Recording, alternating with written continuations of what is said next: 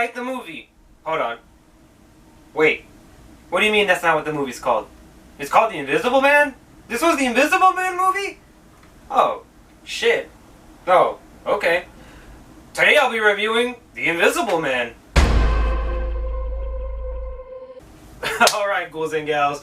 Before we get started, like all my new movie reviews, I'm gonna keep it short, sweet, simple, and to the motherfucking point. Alright, let's get it started. The Invisible Man stars Elizabeth Moss. No, she's not Elizabeth Moss. And that's pretty much it. That's your whole entire cast is just Elizabeth Moss. Yes, there's other people that come out in the film, like this actor right here and this actress right here who you may remember from that terrible film A Wrinkle in Time. Also, I hate Ava DuVernay. I fucking hate that director. I just do. But that's a conversation for another time. Yes, so Elizabeth Moss pretty much carries this whole entire film by herself, and all this film does is just reconfirm how much of a goddamn badass Elizabeth Moss is. She is one hell of a fucking actress. I swear to you, she is incredible. She's phenomenal. Not just only in this film, but in like pretty much anything she does, she's pretty fucking phenomenal. I suggest you check out some of her other work. She has this one film on Netflix that's called The One I Love, and it's an amazing film. I suggest you check it out. So yeah, that's your principal cast, and I have to say, you guys, based on my last video of Fantasy Island, where I talked about this shit house right here, Blumhouse, I don't really like Blumhouse a lot, and they're the ones behind the Invisible Man movie, and I was walking into this film just ready to just like decimate it and just like verbally bend it over a table and like bang it into non-existence. And me and you are cut from a different fabric. What did you I put it so good. Hold on, bro. Let me play that back. What the fuck? And I was fucking really pleasantly surprised that I didn't do that to this movie. I took this movie out on a nice steak dinner, asked it about its future, about it, well, how it feels about politics and what its future plans were, and we had a long relationship with one another, and I ended up really liking this film. I really enjoyed this film. Now, I can see how some horror film buffs, unlike myself, will not like this movie because they're expecting a straight up horror film. And judging from the trailers, if you watch the trailers, are you fucking blind?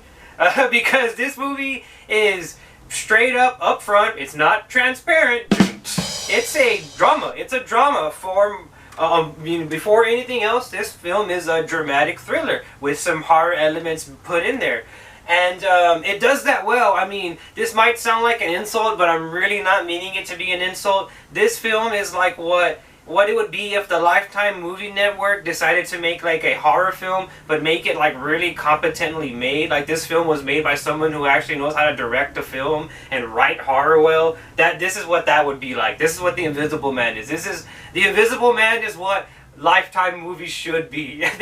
Because honestly, The Invisible Man, it explores the same number of topics that like every Lifetime movie explores, but it just does it better. It just does it way better.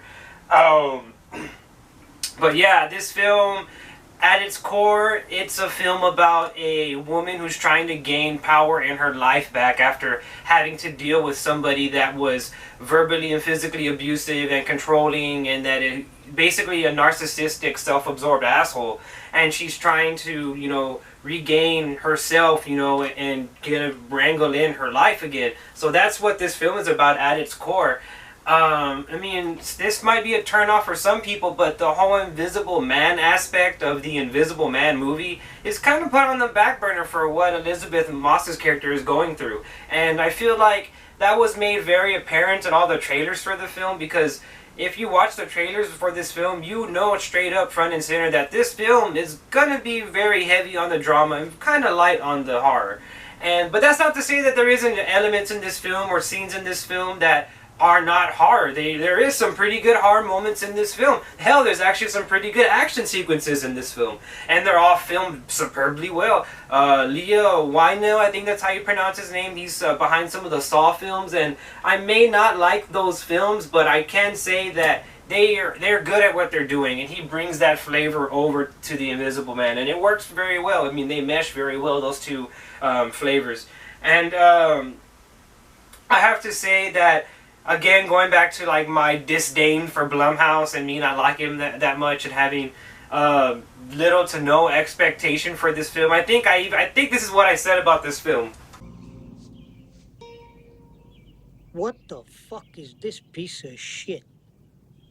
Yeah, so as you can see, I predicted that it was going to be fucking horrible because I did think from the trailers that it was fucking horrible, but I was, again, proven wrong, and I enjoyed it a lot, mostly because of how good Elizabeth Moss is in this film, and the film does a good job at, like, making you feel what Elizabeth Moss is going to, or rather, Elizabeth Moss does a good job of making you feel for this character and feel, like, her helplessness, and feel, like, how she almost is losing her sanity, and for that, I have to, round of applause, pat on the back to this movie. However, this film, it is a little bit corny at times, and it is a little bit unintentionally funny. Like, there'll be scenes where Elizabeth Moss is fighting off an invisible man, and she looks like she's fighting an invisible man, and it looks a little bit funny. Like, if you just walk in and that's the first thing you're seeing, you're just like, which scary movie is this? You know what I mean? Like, it looks kind of like a scene from, like, a haunted house or a scary movie or one of those parody films.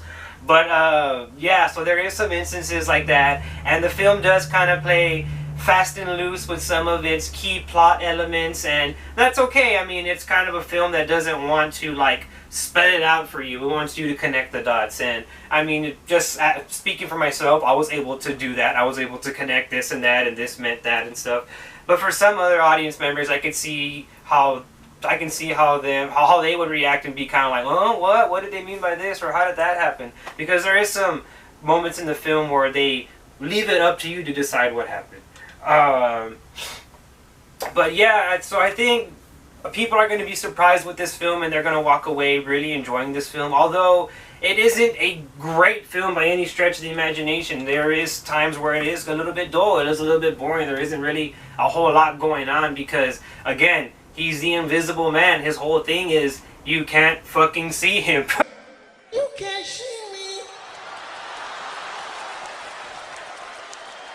me. So you don't fucking see him for a lot of the fucking movie.